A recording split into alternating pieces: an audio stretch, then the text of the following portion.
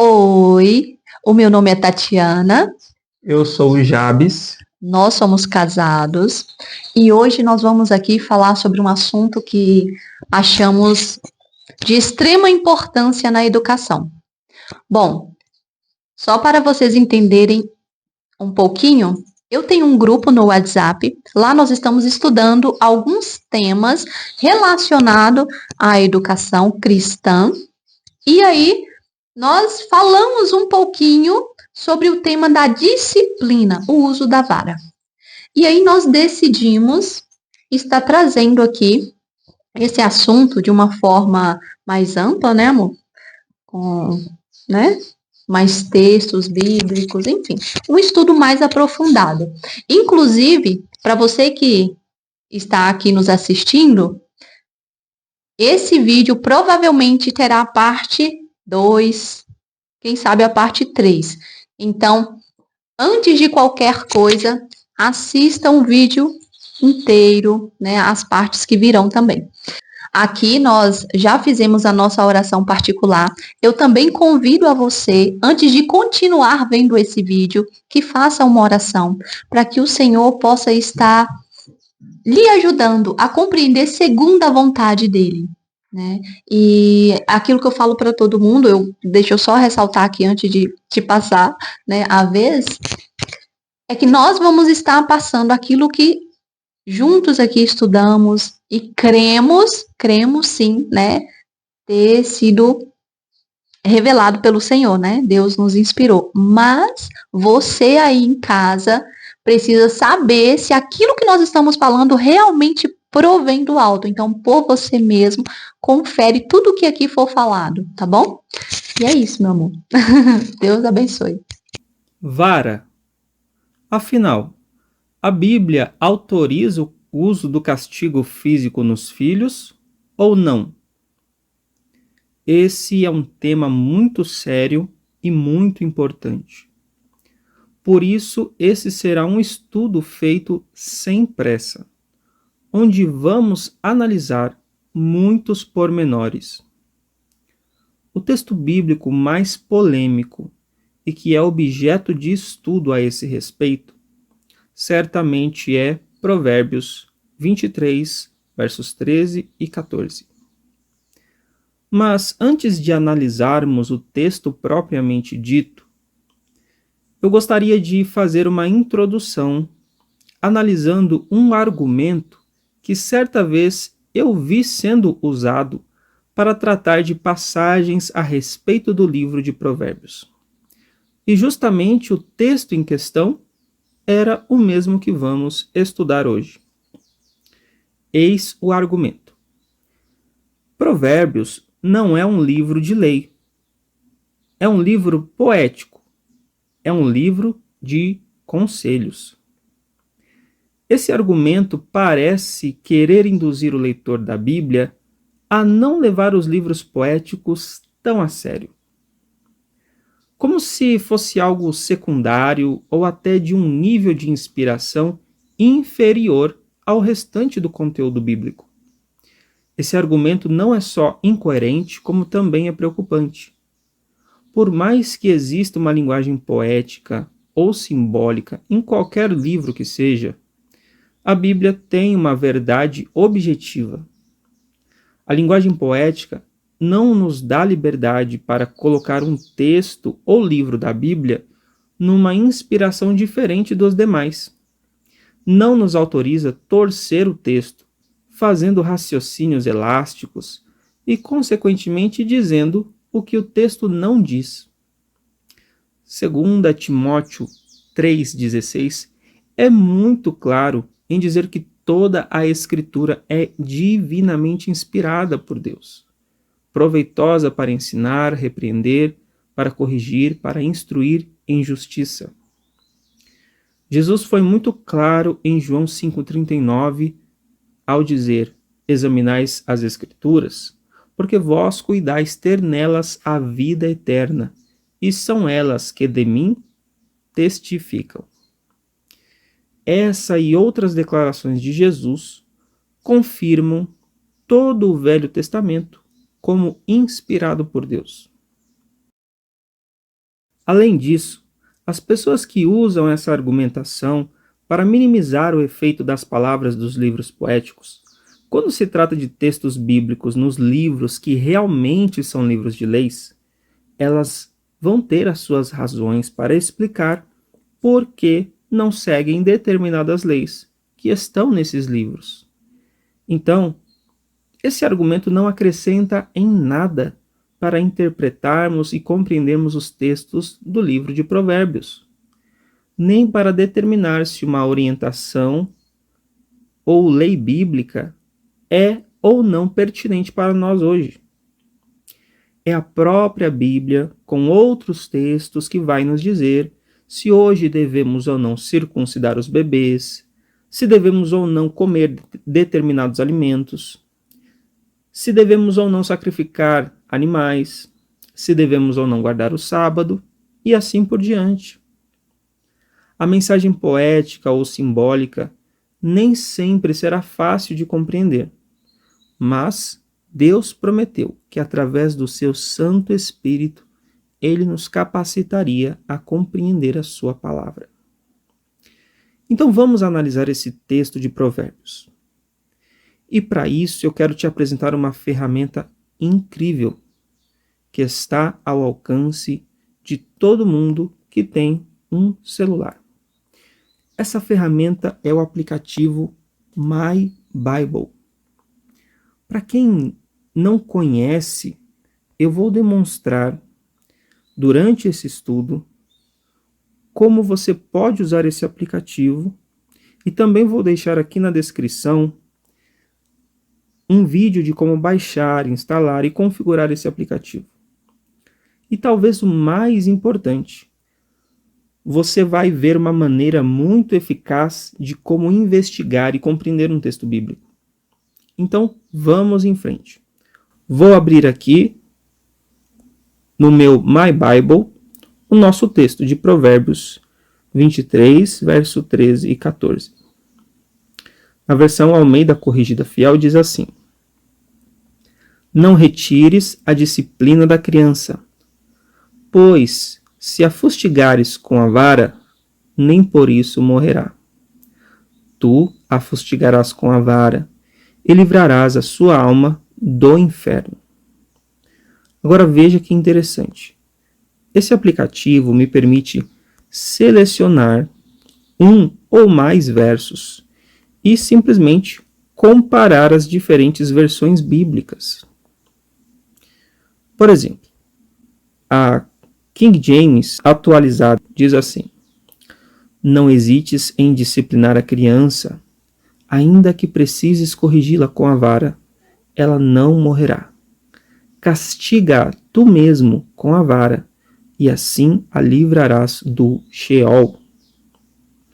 Agora, a King James 1611 diz assim: Não retenhas a disciplina da criança, pois, se tu bateres nele com uma vara, ele não morrerá. Tu o baterás com a vara, e livrarás a sua alma do inferno. A Bíblia literal do texto tradicional, versão 2018, diz assim: Não retires o castigo instrutivo da criança, pois, se a fustigares com a varetinha, não por isso morrerá. Tu a fustigarás com a varetinha, e livrarás a sua alma do inferno. Vamos ver agora a Nova Versão Internacional. Não evite disciplinar a criança. Se você a castigar com a vara, ela não morrerá. Castigue-a você mesmo com a vara, e assim a livrará da sepultura. Uma versão muito interessante, a Bíblia Viva, versão de 2002, diz: Não deixe de corrigir seus filhos. O castigo bem aplicado não prejudica a criança. O castigo e a dor livrarão seus filhos do inferno. Agora, olha só o que, na minha opinião, é o mais incrível desse aplicativo. Você consegue ver o texto com as palavras originais e seus possíveis sentidos e significados. Então aqui, você vai mudar a versão bíblica para Bíblia com números Strong. E agora todo versículo bíblico terá esses números. O que são esses números? Cada palavra no hebraico e no grego tem o seu número. Então veja como é fácil. Vamos pegar aqui o nosso texto de Provérbios 23, 13 e 14. E vamos ver quais são as palavras hebraicas presentes nesse texto. Vamos começar pela palavra vara. Basta tocar 2 vezes no número ao lado da palavra. Veja. E então, irá abrir para nós aqui abaixo uma janela mostrando o conceito dessa palavra e os possíveis significados. Diz assim, aqui a respeito dessa palavra, que é no hebraico shebet, procedente de uma raiz não utilizada com o provável sentido ramificar. As palavras são vara, bordão, ramo, galho, clava, cetro, tribo.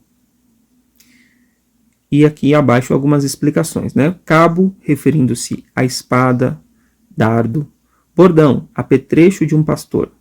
Bastão, cetro, sinal de autoridade. E aqui abaixo ainda temos o cognato, um termo que se refere a palavras que possuem a mesma origem, grafia semelhante e o mesmo significado. Também são conhecidos como termos amigos. Por exemplo, as palavras Bíblia, biblioteca, bibliografia são palavras que têm uma mesma raiz e significados semelhantes na sua essência. Então veja, essa palavra shebet, que tem um provável sentido ramificar, essa palavra traz referência aos ramos de uma árvore. Nesse sentido, ela é inclusive usada como uma possível tradução para a palavra tribo. E diversas vezes essa será a tradução, tribo. Por quê? Geneticamente falando, os filhos são como ramos do pai.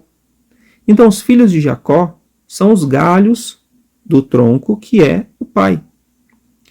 Então, dependendo do contexto, shebet será traduzido como tribo e não como um galho literal. Se eu clicar em alguma dessas palavras aqui, desses números, irá me mostrar quais são essas palavras semelhantes. Mas agora vamos ver alguns exemplos de onde a palavra shebet foi usada e como é que ela foi traduzida. E para isso, o My Bible ajuda muito a tornar essa pesquisa muito mais fácil. Basta tocar uma vez aqui nessa lupa, ao lado dessa estrela. E aqui ele vai mostrar todas as passagens onde essa palavra aparece e como é que ela foi traduzida. Então veja que shebet aparece no Antigo Testamento 190 vezes. Eu também posso, se eu quiser, clicando aqui na Bíblia completa, escolher se eu quero pesquisar essa palavra apenas nos livros históricos, apenas no Pentateuco. Enfim, eu posso fazer uma pesquisa bem mais refinada.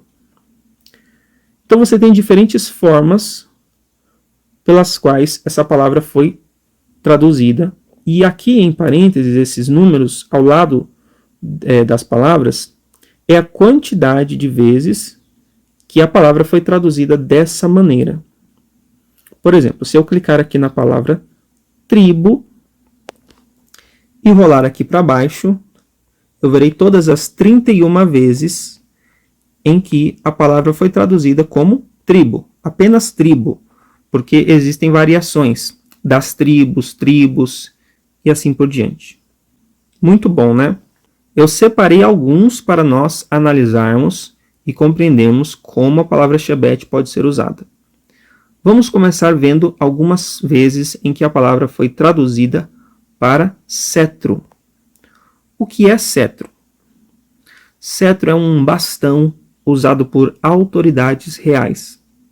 É considerado um símbolo de autoridade, primazia e preponderância. O cetro era visto como uma extensão do braço do monarca. E preste atenção, era também uma extensão da sua administração e da aplicação da justiça. Então, alguns exemplos da palavra cetro na Bíblia. O cetro não se arredará de Judá, nem o legislador dentre seus pés, até que venha Siló, e a ele se congregarão os povos. Salmo 45, verso 6, diz assim: O teu trono, ó Deus, é eterno e perpétuo. O cetro do teu reino é um cetro de equidade. Isaías capítulo 10, verso 5 diz assim: Ai da Síria, cetro da minha ira. A vara em sua mão é o instrumento do meu furor. Olha, esse texto aqui é muito interessante. A palavra cetro é shebet, mas a palavra vara já é outra palavra que também pode significar vara. Vamos ver agora um exemplo onde a tradução foi cajado. 2 Samuel 23, 21 diz: Também este feriu um egípcio, homem de respeito, e na mão do egípcio havia uma lança. Porém ele desceu a ele com um cajado, e arrancou a lança da mão do egípcio, e o matou com a própria lança dele. Agora alguns exemplos da tradução como bordão. Êxodo 21, 20 diz assim: Se alguém ferir com um bordão o seu escravo ou a sua escrava, e o ferido morrer debaixo da sua mão, será punido. Então, shebet aqui é um bordão, uma vara grossa usada para punir os escravos. Salmo 23, verso 4, um verso bastante conhecido. Ainda que eu ande pelo vale da sombra da morte, não temerei mal nenhum, porque tu estás comigo. O teu bordão e o teu cajado me consolam. A palavra bordão aqui é shebet. A palavra cajado já é outra palavra. Então, o pastor tinha uma vara que ele usava para cuidar das ovelhas. Mas esse texto em especial, nós vamos voltar nele mais à frente. Agora vamos ver alguns exemplos onde a tradução foi a palavra vara, como nós já vimos em Provérbios 23, 13. E é justamente o que nós queremos averiguar com mais profundidade. Isaías 10, 24. Pelo que assim diz o Senhor dos exércitos: Povo meu, que habitas em Sião, não temas a Assíria, quando te ferir com a vara, e contra ti levantar o seu bastão, à maneira dos egípcios. Aqui a gente já começa a ver como essa palavra é usada num sentido metafórico também, porém ainda apontando para algo literal, se referindo ao ato de afligir, golpear, machucar. A Assíria seria usada por Deus contra Israel devido aos seus pecados. Ela iria atacar Israel e causar destruição. E vemos que até para Deus essa linguagem será usada, como podemos ver no próximo texto. Isaías, capítulo 11, verso 4. Mas julgará com justiça os pobres e decidirá com equidade a favor dos mansos da terra. Ferirá a terra com a vara de sua boca e com o sopro dos seus lábios matará o perverso. Nesse texto é descrita a destruição dos ímpios. A vara de sua boca é uma referência à sua capacidade de destruir e matar o perverso. E volto a dizer que, ainda que seja um sentido simbólico, a consequência é física. Agora, em Miqueias, capítulo 5, verso 1, a vara aparece como um instrumento que seria usado contra o Messias. Agora, ajunta-te em tropas, ó filha de tropas, por-se-á sítio contra nós. Ferirão com a vara a face do juiz de Israel. Agora observe outros textos onde Deus é descrito usando a sua vara. Jó 21, 9. As suas casas têm paz, sem temor, e a vara de Deus não os fustiga. Salmo capítulo 2, verso 9. Com vara de ferro as regerás e as despedaçarás como um vaso de oleiro. Salmo 89, 32. Então punirei com vara as suas transgressões e com açoites a sua iniquidade. 2 Samuel 7, 14. Eu lhe serei por pai, e ele me será por filho. E, se vier a transgredir, castigá-lo-ei com vara de homens e com açoites de filhos de homens. E por fim, vamos para algumas passagens onde a vara aparece no livro de Provérbios. Provérbios 10, 13. Nos lábios do prudente se acha sabedoria, mas a vara é para as costas do falto de senso. Provérbios 13, 24. O que retém a vara aborrece a seu filho, mas o que o ama, cedo o disciplina. Provérbios 22, 8. O que semeia a injustiça cegará males, e a vara da sua indignação falhará. Provérbios 22, 15. A estutícia está ligada ao coração da criança, mas a vara da disciplina a afastará dela. Provérbios 26, 3. O açoite é para o cavalo, o freio para o jumento, e a vara para as costas dos insensatos. Provérbios 29, 15. A vara e a disciplina dão sabedoria, mas a criança entregue a si mesma vem a envergonhar a sua mãe. Algo interessante de se notar é que até onde eu pude perceber, a palavra shebet, vara, só aparece no contexto da educação de filhos aqui no livro de Provérbios. Agora vamos ver alguns sinônimos da palavra vara. E veja como isso será importante para o nosso estudo. A palavra hebraica mish-ená, que pode significar apoio de todo tipo ou bordão. Então perceba que shebet pode ser traduzida como bordão ou cajado, mas mish-ená nunca será traduzido como vara ou cetro. Isso porque existem palavras que são mais genéricas e outras que são mais específicas para se referir a algo. Vou dar um exemplo.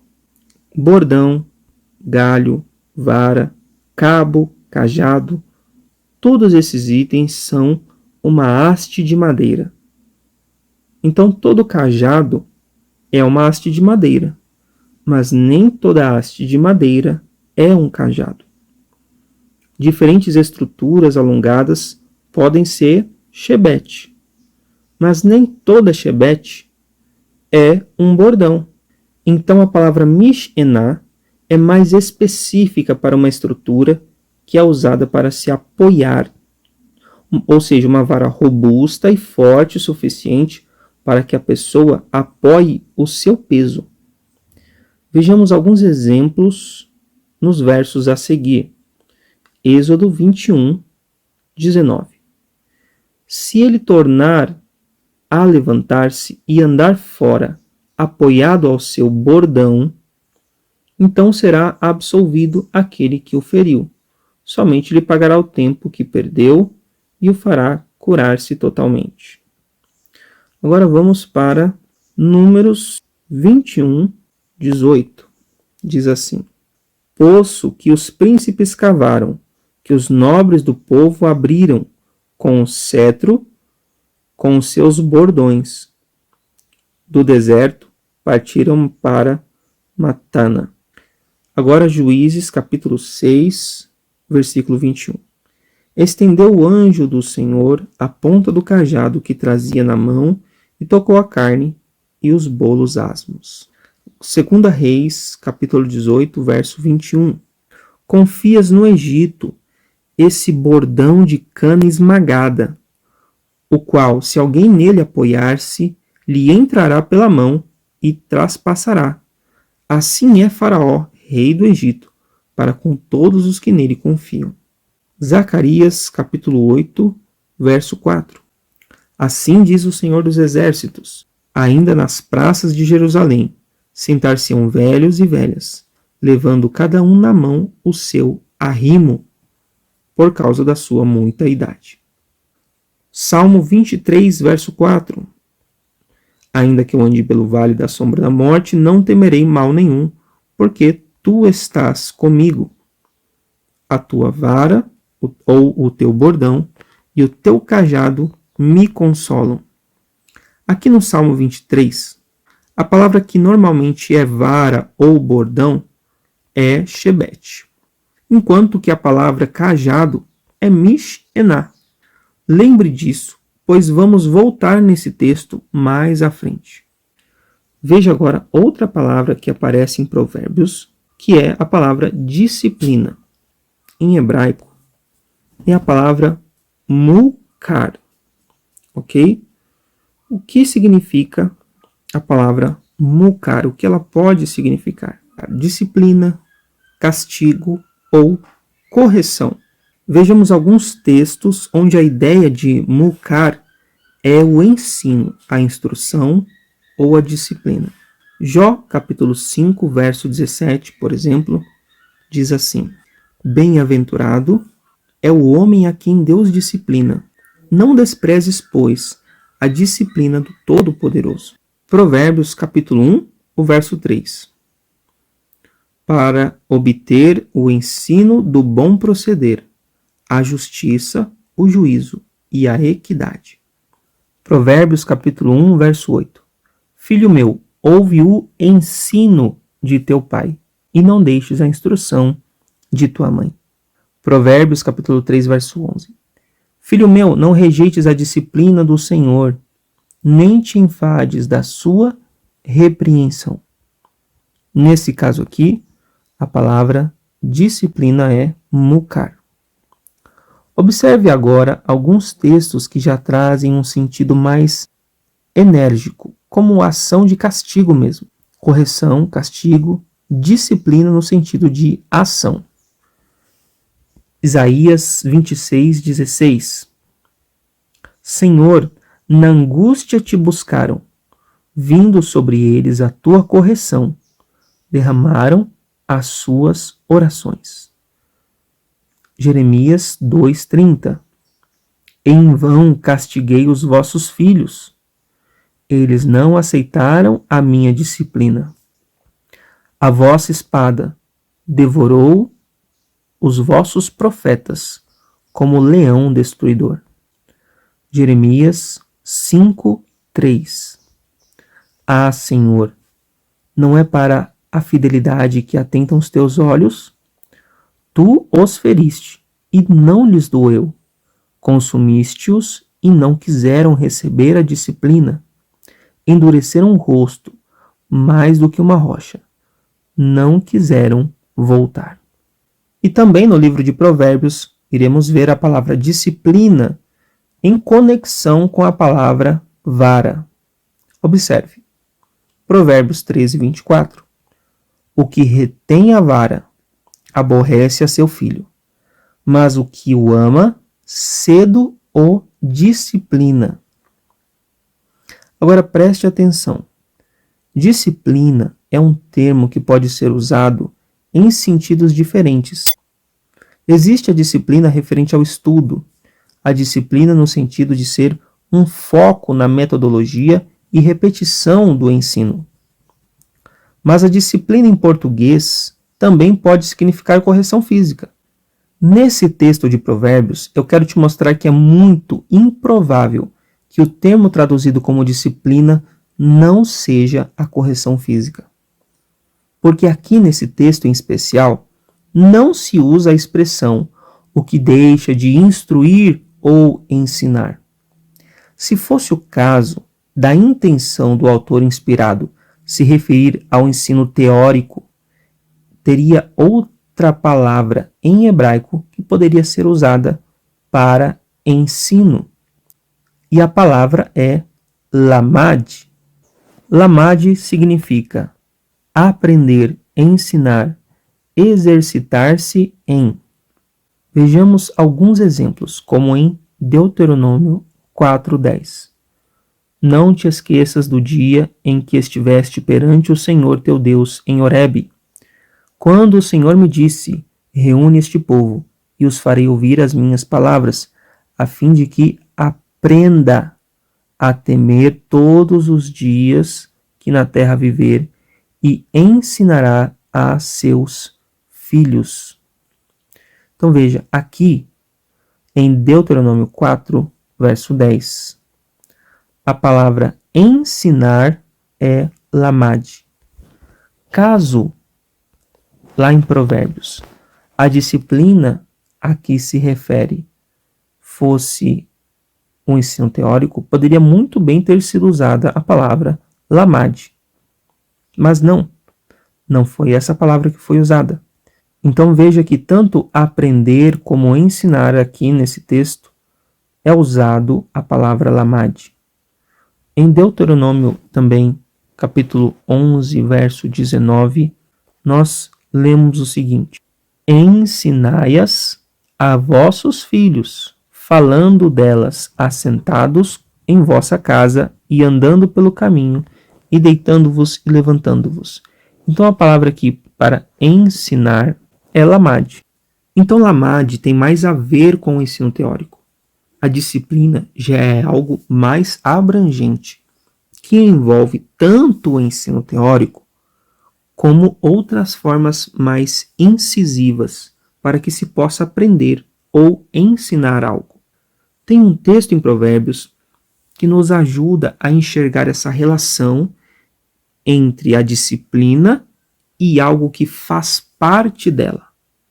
Vamos para Provérbios 22, 15, que diz assim: a estutícia, o que é estutícia? Tolice, estupidez, aquilo que é contrário à inteligência. A estutícia está ligada ao coração da criança. Mas a vara, veja, shebet, mas a vara da disciplina, mukar, disciplina, castigo, correção, a afastará dela. Então esse texto está nos mostrando que a vara da disciplina, ou seja, a vara e a disciplina são aliadas. Que a vara é um meio de instrução, um meio de ensino, e faz parte, sim, do sistema de educação de filhos.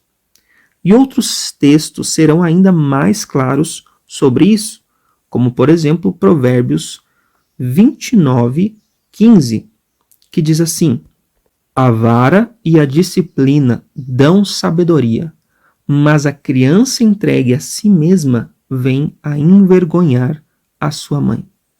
Creio que esse texto fala por si só.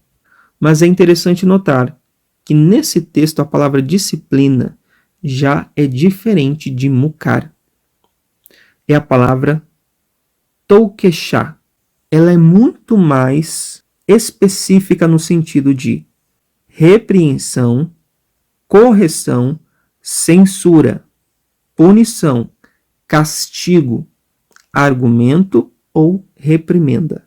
Então, as duas coisas estão relacionadas. A vara e a disciplina no sentido de correção, castigo, punição, repreensão. Então, tanto a repreensão verbal quanto o castigo físico fazem parte dos meios para dar sabedoria à criança. Nesse texto, vemos que a vara é claramente algo complementar que faz parte da educação dos filhos. As duas coisas estão fortemente atreladas. Agora que nós temos muito mais conhecimento das palavras e de outros textos que falam sobre esse tema, vamos finalmente então ver Provérbios 23, 13 com mais cuidado. Não retires da criança a disciplina, pois se a fustigares com a vara, não morrerá. Tu a fustigarás com a vara e livrarás a sua alma do inferno. Algumas pessoas dizem o seguinte: A palavra usada aqui é a mesma do Salmo 23. A palavra shebet. Então a vara, o bordão do pastor, servia para guiar, para proteger, conduzir e não para bater nas ovelhas. Logo, a vara e a disciplina de Provérbios deve ter o mesmo sentido. A tua vara e o teu cajado me consolam. E de maneira alguma o verso está apoiando que seja usada a vara para causar dor física na criança. Esse é o argumento. O problema com essa interpretação é que o contexto de cada texto é completamente diferente e não cabe aqui transferir o sentido da palavra de um texto para inferir no outro. A vara, o bordão, o cajado do Salmo 23 é usado para consolar justamente porque esse instrumento era forte, robusto o suficiente para sustentar ou apoiar. O cajado do pastor normalmente tinha uma curva na ponta que se usava para segurar as ovelhas. Ou seja, quando a palavra consolo é usada no Salmo 23, você precisa prestar atenção no que fala antes disso. Vamos ler o texto novamente. Ainda que eu ande pelo vale da sombra da morte, não temerei mal algum, porque tu estás comigo. A tua vara e o teu cajado me consolam. A ideia do consolo está conectada com aliviar o fardo em um momento de aflição, tristeza ou dificuldade, que é passar pelo vale da sombra da morte, uma figura de linguagem para momentos de grande dificuldade e angústia. Em Gênesis 24:57, por exemplo, diz que ao Isaac casar com Rebeca, isso foi o consolo dele após a morte da mãe. Em Salmo 23, a vara do pastor, que é a vara ou o bordão de Deus, ela tem a capacidade de apoiar, de sustentar, de segurar e fortalecer suas ovelhas no momento em que elas passam pelo vale da sombra da morte. Mas se você quer tanto assim usar a figura do pastor e a vara do Salmo 23 para interpretar Provérbios, não pode se esquecer dessa história aqui. Mas o texto abre espaço para a possibilidade de provações ao longo do caminho. Em outras palavras, a companhia do bom pastor oferece conforto e segurança, mas não garante uma paisagem constantemente tranquila. Existe a possibilidade de andar pelo vale da sombra da morte.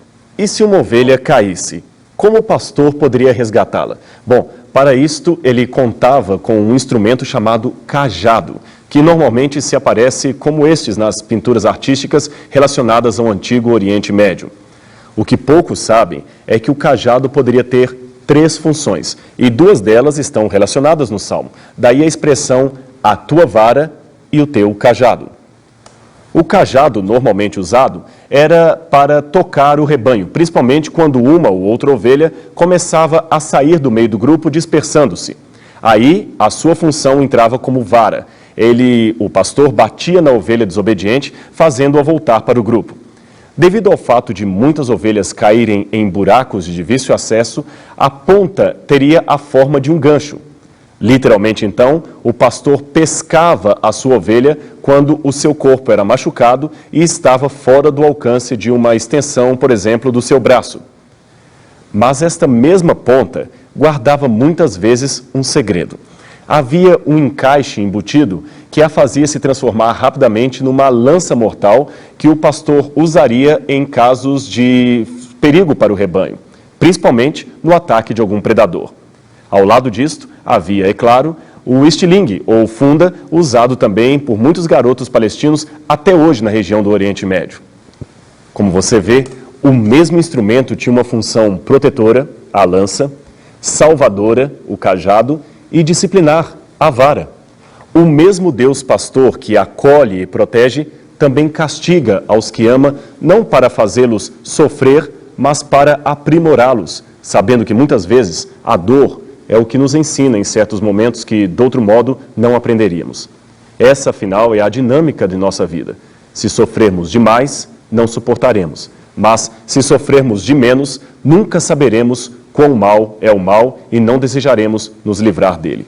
Por isso que Deus, de maneira infinitamente sábia, administra a dosagem de varas, lanças e cajados que precisamos ter em nossa caminhada pelo vale da sombra da morte, até chegarmos novamente ao lar que ele prometeu. Esta história da busca e achado de uma ovelha que se desvia das outras nos faz lembrar de um outro episódio que aconteceu certa vez na fronteira entre Israel e o Egito. Um ônibus estava cheio de turistas seguindo para conhecer o monastério de Santa Catarina e o Monte Sinai, que ficam na mesma região dentro do território egípcio. No caminho, o guia aproveitou a viagem para explicar aos turistas a importância dos rebanhos para aquela região e como os pastores valorizam as suas ovelhas. Enquanto ele explicava estas peculiaridades culturais, os passageiros viam da janela do ônibus vários rebanhos junto aos seus pastores, num local que parecia uma espécie de uad coletivo, onde havia água e vegetação com relativa abundância. Alguém então solicitou para parar o ônibus para que pudessem tirar algumas fotos e prosseguir viagem. As relações entre Israel e Egito não estavam muito bem nesse tempo e a zona de fronteira entre os dois países era um lugar deveras perigoso. Mas ele cedeu ao pedido, dando aos viajantes 10 minutos para tirarem as fotos e voltarem para o ônibus. Enquanto eles posavam para as diversas fotografias, alguém percebeu que um dos pastores tomou uma das ovelhas do meio das outras e, com certa firmeza, quebrou-lhe a perninha. Pastores no Oriente Médio geralmente são pessoas rudes por natureza e sem muita instrução escolar. Os turistas, é claro, ficaram horrorizados com a cena e protestaram ao guia se não haveria ali um núcleo de proteção aos animais. Enquanto isto, o pastor calmamente enfaixava a perna quebrada do animal como se estivesse apenas brincando com aquilo ou treinando primeiros socorros. O guia se aproximou dele e perguntou-lhe em árabe o que estava acontecendo. Após a explicação gesticulada, típica do povo oriental, ele voltou para o grupo e deu a explicação. Aquela ovelha, disse o pastor, era um animal muito travesso e de difícil adestramento.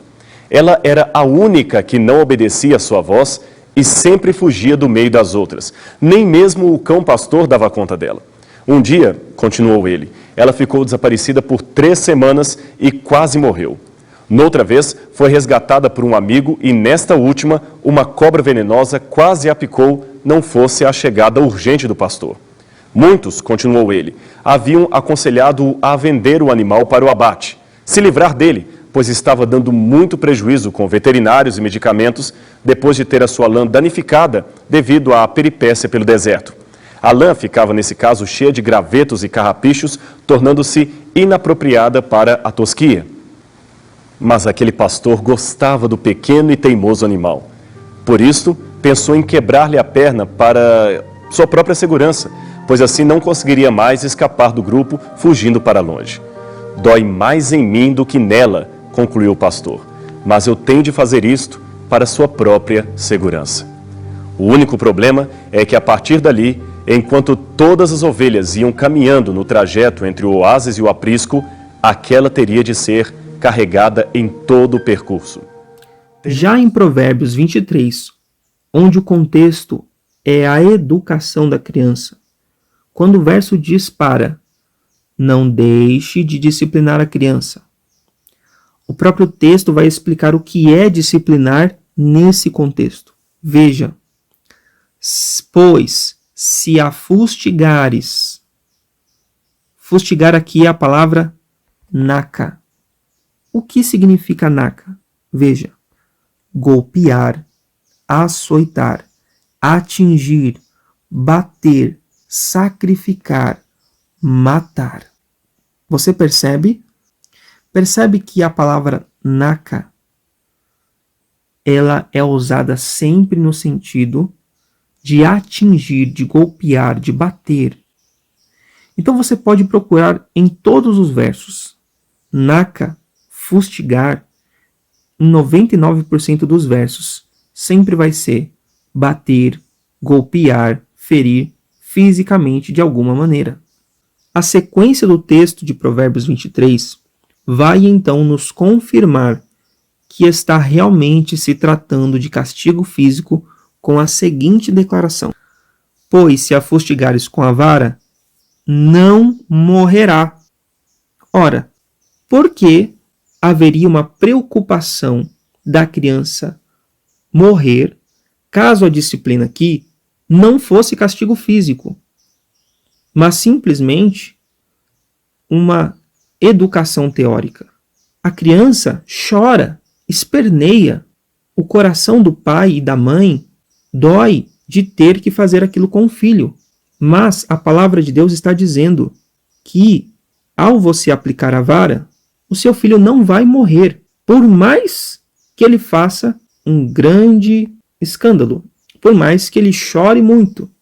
Então vemos aqui um grande contraste com o pensamento dos especialistas de hoje, que colocam milhares de problemas e defeitos no castigo físico, dizendo que vai causar trauma na criança, que vai gerar problema para o resto da vida, e alguns chegam até a dizer que é um crime corrigir um filho fisicamente.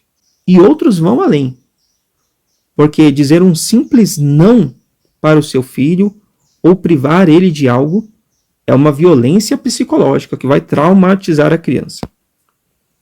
Mas entre os psicólogos e aquele que criou a mente humana, eu fico com Deus. Já dizia o apóstolo Paulo que a sabedoria de Deus é loucura para os homens, para o mundo. Então, o verso seguinte repete a ideia para não deixar dúvidas. Não deixar dúvidas sobre o que é para fazer com a vara, como é para usar a vara. Tu a fustigarás, naca, golpear, bater, e livrarás a sua alma do inferno. O texto não só confirma o uso da vara, como ainda traz uma verdade muito interessante, com um paralelo entre o primeiro e o segundo verso. A criança não só não vai morrer durante ou depois da correção física, depois do uso da vara, como também você estará livrando a criança do inferno, ou seja, da morte. E no próximo vídeo eu quero demonstrar como provavelmente aqui se refere a evitar uma morte prematura. Mas como o uso da vara para causar dor física na criança poderá livrá-la tanto da morte prematura como da perdição eterna. O uso da vara como parte da educação é um recurso bíblico que é parte do processo que irá conduzir a criança no caminho em que deve andar. O caminho que conduz ao céu, o caminho que conduz à salvação. O mundo quer tirar a autoridade da Bíblia, tirar a autoridade dos pais, permitindo que as crianças sejam educadas por filosofias e ideologias diabólicas que vão totalmente contra a verdadeira educação que Deus quer para os seus filhos. Mas agora, o que precisamos esclarecer é quando e como usar a vara corretamente. É óbvio que o uso da vara não deve ser feito de maneira irresponsável. Deixar de corrigir fisicamente o filho quando é necessário é tão problemático quanto corrigir de maneira inadequada. E como veremos nos próximos estudos, é o próprio Deus que vai nos ensinar como usar corretamente esse recurso da verdadeira educação. Que Deus te abençoe e até o próximo estudo.